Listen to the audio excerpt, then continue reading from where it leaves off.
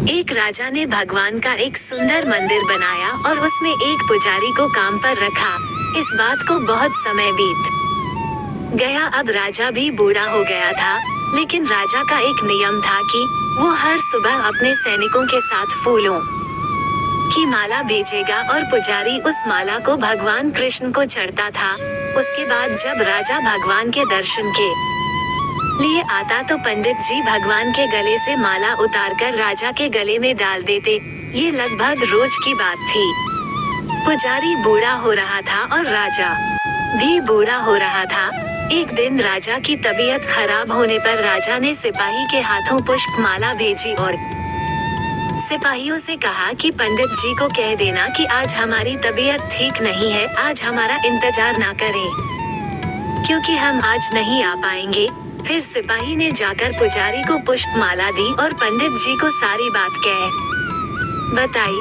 पंडित जी ने श्री कृष्ण को पुष्प माला अर्पित की तो पंडित जी ने सोचा कि इतने वर्ष हो गए भगवान का ये हार हमेशा राजाओं ने पहना है, लेकिन मैंने खुद आज तक इसे कभी नहीं पहना है, तो आज इतने वर्षों के बाद मुझे भगवान के इस हार को धारण करने का अवसर मिला है। यह निश्चित रूप से भगवान की इच्छा है, इसलिए ये परंपरा थी कि भगवान के उस हार को कैसे छोड़ देंगे। इसलिए इस बार पंडित जी ने वो हार अपने गले में डाल दिया। तभी सिपाही दौड़ता हुआ आया और बोला कि राजा साहब मंदिर आ रहे हैं, क्योंकि वहाँ महाराज की तबीयत ठीक नहीं है। आप सारी तैयारी करके रखे। इतने सालों से चली आ रही परंपरा को राजा तोड़ना नहीं चाहता था, इसलिए वो मंदिर आने लगा। पंडित जी ने तुरंत गले से हार उतारकर भगवान को अर्पण कर दिया। पंडित जी ने क्या भूल की समझ नहीं आया। पंडित जी ने सोचा कि यदि राजा को पता चल गया तो वे उसे दंड देंगे। अब जब राजा आया तो प्रतिदिन की भांति पंडित जी ने भगवान के गले से हार उतारकर राजा को पहना दिया, लेकिन राजा की नजर माला पर पड़ी। माला पर सफेद बाल गिरे हुए थे और उन्होंने महसूस किया कि सफेद बाल पुजारी के हैं। राजा ने पुजारी से पूछा कि क्या तुमने यह माला पहनी थी? सफेद बाल कहाँ से आए? तो पंडित जी डर गए। डर के मारे कहा कि यह सफेद बाल श्री कृष्ण का है, भगवान का है। राजा को गुस्सा आया कि पंडित ने धोखा दिया और ऊपर से झूठ बोल रहे हैं, और उन्होंने पूछा कि कृष्ण के बाल कब सफेद हुए। ठीक है, कोई नहीं, मैं कल सुबह के समय आऊंगा, फिर देखूंगा श्री कृष्ण के बाल सफेद हुए हैं या नहीं। और यह याद रखना पंडित, अगर बाल सफेद नहीं काले हुए तो इस फरेब के लिए तुम्हें फांसी पर लटका दिया जाएगा। राजा नाराज होकर चले गए और इधर पंडित जी को अपनी मृत्यु दिखाई देने लगी। उन्होंने भगवान कृष्ण को प्रणाम किया और कहा कि भगवान मुझे क्षमा करें, मुझे लोभ हुआ और सोचा कि यह माला मैं भी पहन लूं। भगवान मुझे बचा लो, नहीं तो कल मैं निश्चित रूप से राजा के हाथों मारा जाऊंगा। पंडित पूरी रात भगवान से प्रार्थना करता रहा, रोता रहा।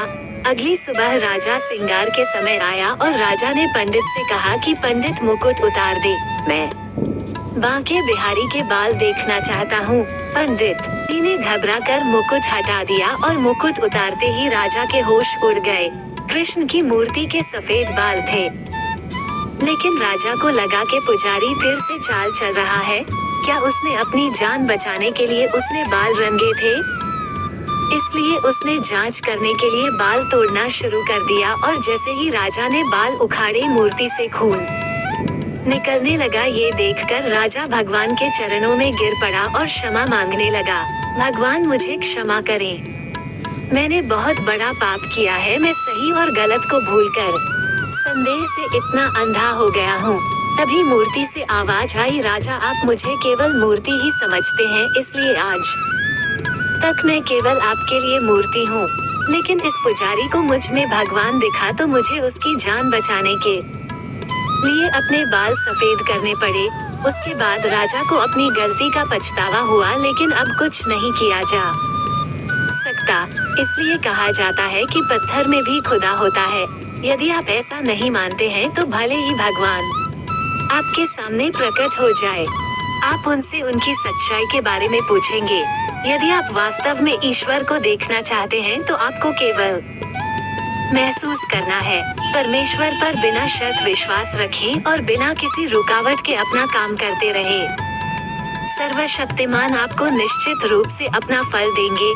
धन्यवाद दोस्तों, कहानी समाप्त हुई। कहानी अच्छी लगी हो तो लाइक कर देना। कहानी कैसी लगी कमेंट करके अपनी राय देना। तो चलते हैं नेक्स्ट कहानी के ऊपर।